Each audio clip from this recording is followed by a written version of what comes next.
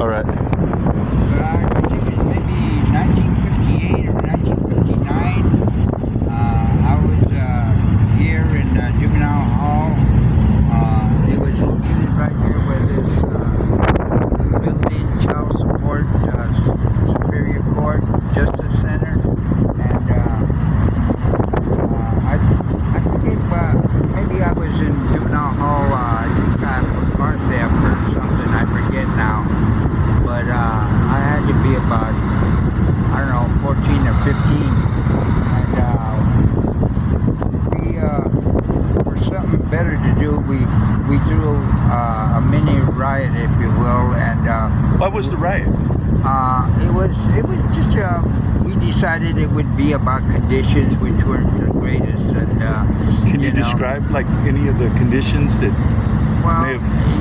Well, we wanted better food, all the basic things, but in reality, I think it was just not having any activities to do, and so just pent up anxiousness, and anyway, we started small fires in some of the cells, and then some of the cells we started trashing it and making a lot of noise. Anyway, somehow or another, the superintendent contacted the fire department, or they started hearing all the noise, found out what was going on, and so they decided they would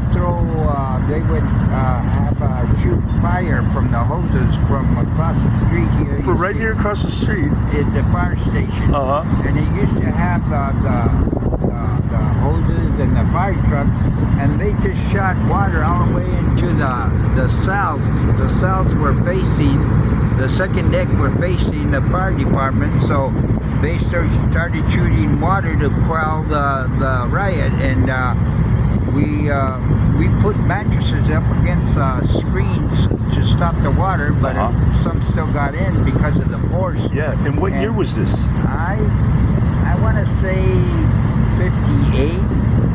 I think it was around 58. 58, okay. And well, we made a big mess, and after it was all over, the superintendent came by, and he went from cell to cell to cell, and he decided, well, Sanchez, come out, and there was policemen there, to handcuff us, and Torres, you come out, and then they came to my cell, and there was me and some other guy, and he said, Soto, you come out, and the other guy stayed, and I don't know, he just decided on his own who was going to stay and who was going to go, so they took us all. Was everybody Mexican? Yeah, there might have been a couple of white gentlemen. How many total would you I would estimate? say about 20. 20? Yeah. Wow. Yeah. And then what happened? Well, they put us in a paddy wagon and took us to the main jail and put us in padded cells. And after we got, they left us there in what they call the hole, or sometimes they put mentally ill people there so that they don't hurt themselves. So we were there for, I don't know, half a day or most of the night. The following morning, they took us to the third deck juvenile section of the main jail, and it was brand new. And I stayed there. I stayed in the main jail there for about 3 or 4 months, because I think I was 16 at the time. Yeah. And I was, before I was going to get sentenced, I had an opportunity to join their service if the Army would take me, and that was up to the general to do a waiver, and so the request went in, and the general said okay, but only if I could pass the Army written test. Okay. So from the main jail, they handcuffed me and took me down here to the Greyhound bus station, and what was at the Greyhound bus station? it was the Army recruiting station. Okay. Right next door. And you went there handcuffed? Yes, and then I took the written test, then they handcuffed me again, went back up to the third deck in the main jail, and waited to see if I passed the test, and I did, but I had to wait till I was 17, which was going to be the following month or 2 months. So I stayed there until I did, so my mother could sign. The general said okay. So off I went from the main jail to Oakland, and from Oakland to Fort Ord to Germany. Wow. Yeah. And that so there was no time that you were free from the time that riot happened to the time you went into the service. You were in custody. Yeah. What was that reaction of that CHP officer? You were telling me about that earlier. Yeah, he was surprised because when that happened, I think somehow I must have got out of there. I think when I went to the main jail, I think I went to the James Boys Ranch, then came out, then got in trouble, wanted to go, took me to a juvenile hall at that time. The old one was not existent. Right. They took me to the new one over there on Heading. And when I went to that one, the superintendent recognized me and says, no, he's supposed to go to the main jail. Right. And the highway patrolman that busted me said, well, he's a juvenile. He says, I'm aware of that, and arrangements have been made. Right. I don't want him in my new juvenile hall. Right. Because he remembered what we had done to the old one. Then I went up to the third day. Okay, So got it.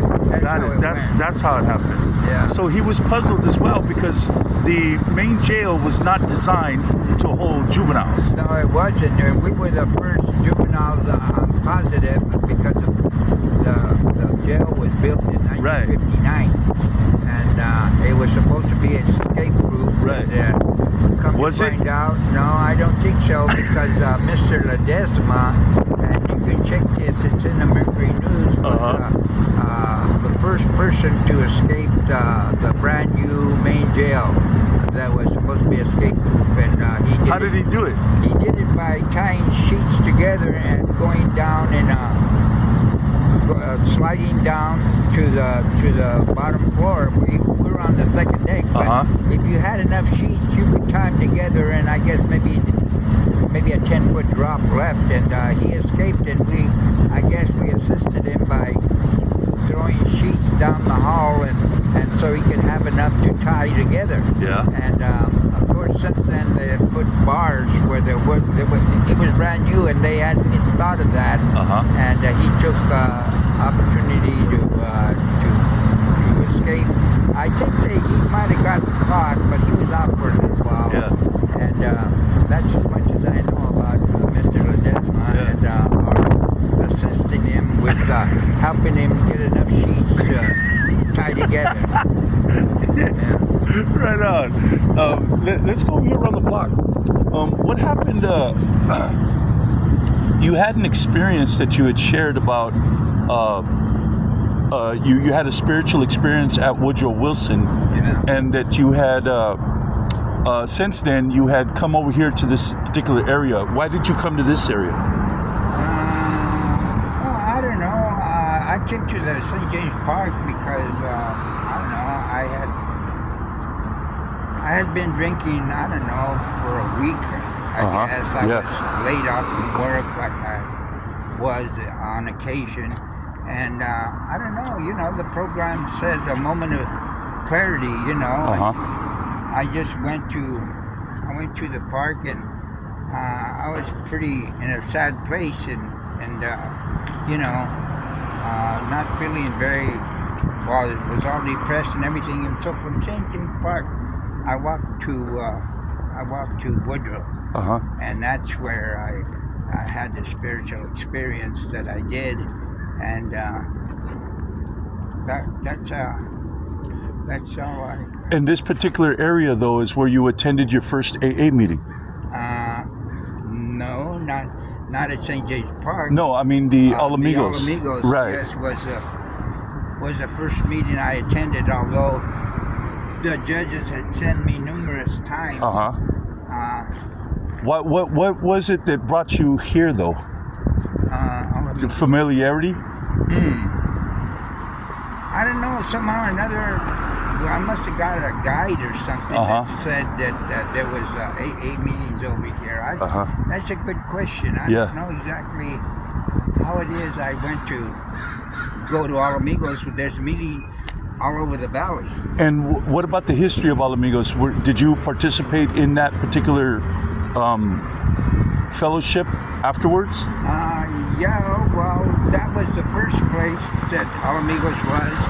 Then there was another one, but I didn't go to it. There was one on South, first across from the Five Spot Club. There's a furniture place upstairs. There was Alamigos there. And then from there, of course, we went over to across the street from the what is that restaurant? Five Spot? Oh, Henry's High Life. Henry's High Life, yeah. From the Five Spot, we went there, and from there, eventually it folded. I was the treasurer there. And so the organization, the Fellowship of Alamigos, where you went to your first AA meeting after you had your spiritual experience, became the fellowship that you had participated in later on in life. Yes. Wow. And its location was right here? Yes, because I remember every day the paddy wagon would show up, and sometimes there would be inebriates out here on the sidewalk. They didn't want to go to the meeting, but yet they were drinking or drunk. Yeah, just hanging out. The paddy wagon would load them up, and from here they'd take them downtown.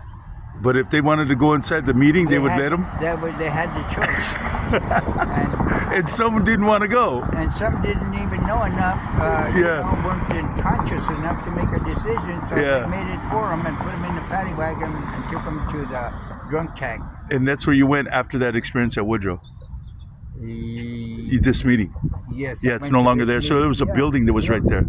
It's too bad. I don't even think I have a picture of the outside. Somebody's got it. Yeah, there is a picture of the building. I mean, even I think the Mercury News would have taken a picture of the front to show that, there is a place of recovery in San Jose.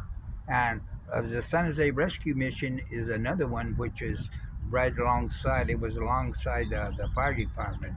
Really? It was called the San Jose Rescue Mission? Yes, that's what it was called. And I went there. I had to do community work as part of my sentence. Right. So I went there, but you had to attend the service, and then if you attend the service, then you get a bowl of soup or whatever they had to eat. Right. And one time as a new Christian, later on when I sobered up, I went there and I witnessed as a Christian and how it came about that I did community work there, and then eventually I was witnessing what Christ had done in my life since then. So the San Jose Rescue Mission, that place really should have been preserved. It was an old building. It had a cross, and again, and I think it says Jesus saves. And, I think, again, the Mercury News would have a picture of at least the old building that was there. Right. Because it was of significance. And it served the needs of the community. Yes, and it helped families. And, that's the equivalent of Food Harvest today or, Salvation Army, right. Yeah. So, did you ever know, let's take a walk down this street, because this is important, is that right here at this particular building, this building is called the Moore Building, and it's right next to Judge Manley's courtroom. Is that this building right here served as the first and only United Farm Workers boycott office in the city of San Jose. It was the only one. And not only that, it served multiple purposes. It served as the United Farm Workers Boycott Office. It served as the first San Jose Peace and Justice Center. And it also functioned as a meeting place for the San Jose State University Chicano students. They would come here and they would meet, and it was a safe place for them to discuss ideas openly. And now it's, the name of the building is Moir, M-O-I-R. It's a beautiful building. Beautiful, beautiful. and it's going to be become a school, a high school, one of the most elitist, expensive, bourgeois kind of schools in the nation. It costs $55,000 per year for one student to come to this school. $55,000. So you can see that there's a kind of a gentrification process that's going on downtown, because these elites from Los Gatos are coming here downtown, and all of a sudden now their children are going to need protection, and it's like, nah. You want to bring your brats over here to go to school here? Well, then you know what? You need to deal with the conditions and the situations that are going on here that have gone neglected for decades. So just because you come here doesn't mean nothing to us. And it just happened to be right across the street from the meeting where my father went to his first Alcoholics Anonymous meeting after a spiritual experience at Woodrow Wilson Junior High School. Do you remember anything about that being here, that boycott office? No, nothing? At that time, I must have been, I don't know what year that was. But yeah. It was the late 60s, 68 through 71. Oh, no, those are turbulent years. That building's interesting. That was the old-fashioned. Old-fashioned? Old-fashioned, yeah. It was like an old-fashioned saloon. And a lot of the winos or alcoholics would go in there, and All Amigos was right there. So, yeah. You had a choice of, So there was a bar and there's recovery. Yes, and I went in there a couple of times, but it was it was very old. Just almost like a cowboy saloon. Yeah. And I was never really a bar drinker. I got in too much trouble. But I did have a couple of beers. Yeah. Not knowing that All Amigos was there. Yeah. Later on, I came to know All Amigos was there. But now, of course, it's Germania. Yeah. It'd be interesting to see the inside one of these days. Might go down the block. So, is there any closing remarks you want to share about your experiences in Juvenile Hall? What made you go to Juvenile Hall? I think you went to the Hall of Records to get a picture of the building and a picture of the cell. Why was that important to you? It was hard to find it. Well, it was part of my past, and it's a building that's no longer here. And I was really, it interests me to find out if people would recognize it, and nobody did. Really? Nobody did. I eventually had to tell them. Because after you told people, did it like jog their memory? Yeah. Well, or they really just didn't know. They seen the building but never knew what it was. Okay, right. So even though I told them, they were surprised to know that what it was. Right. But it had a lot of likes. If I go back far enough when I posted it, it would probably show how many people saw it. But nobody ever thought to do that. Right. Because, well, they didn't have the experiences I had with the Juvenile Hall. And even though it was under circumstances that I'd rather have been different, it was still nostalgic to me. Yes. And I wanted to know. And it's part of San Jose history, and those people that are interested would want to know more about it. Right. It's part of the criminal justice system here in the city, which is early on. You could smoke cigarettes. If your mother bought you a carton of cigarettes, they would share it among people. If you were 14, they allowed smoking in Juvenile Hall. Yes, your mother could bring you a carton, and we smoked Pall Malls because they were longer. Yeah. And yes, we'd have 8 cigarettes a day. Yeah. And if you, it was in Juvenile Hall's favor, because if you misbehaved, then you couldn't smoke. Yeah. And that was severe punishment. Yeah. And we used to smoke in the main jail too. But of course, none of that's you can't do none of that today. But that was some of the things that you could do. Yeah. And right here, there used to be a mortuary. A mortuary around here? Is that the mortuary? Yeah, I think it was. Yeah, it was that. Because we could, the Juvenile Hall, I guess, took the whole block. Because there was a basketball court and big high walls like the kind you see at the swimming pool at Woodrow. Yeah. And you could look over and this building here. Uh-huh. It's been here forever. Yeah. I'm glad to see it still here, but it was you could see it from the, It served as a funeral home. yeah. Wow. But that's what all you could see is Uh-huh. the fire station. That's still here. That's remarkable. All three buildings are still here, Right. except the hall itself. Right. And so right here, the St. James Square was what was that building? It's a moving company. It was a moving company? Yeah, like beacons, like that. Uh-huh. St. James Storage. Yeah. Now they call it James Square, but I did work there from when I was incarcerated at Milpitas Farm. Uh-huh.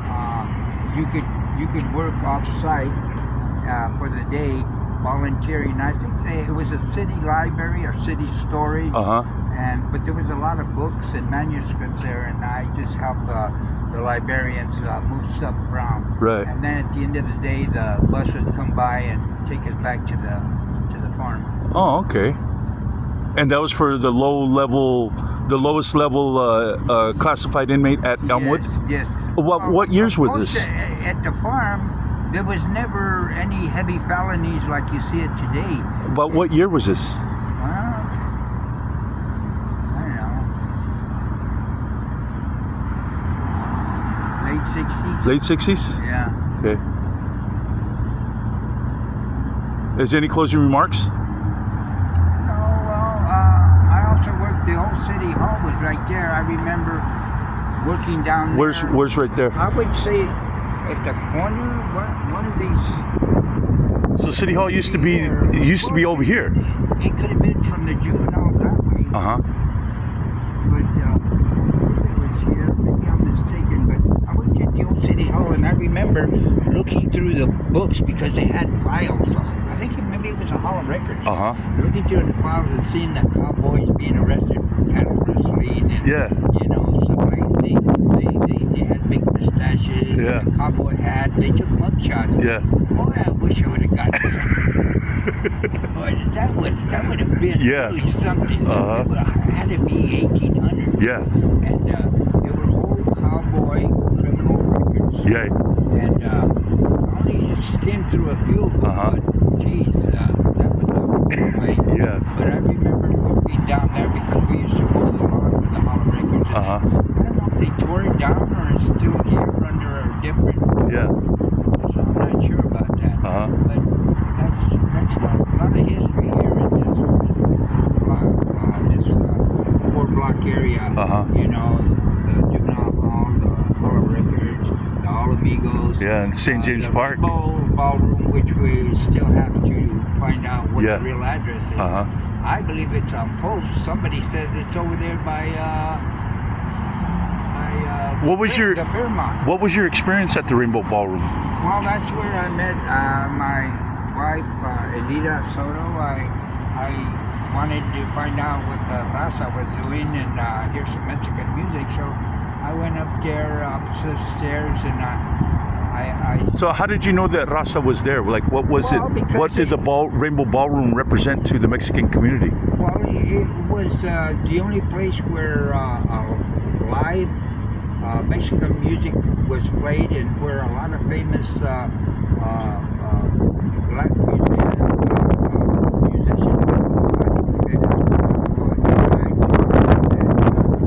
played there. Tito Fuentes, I believe, played there. Uh-huh. But the evening I went, it was nobody in particular. I think, yes, maybe a local band. But you knew Raza was going to be there. Yes, and I'm very glad I did, because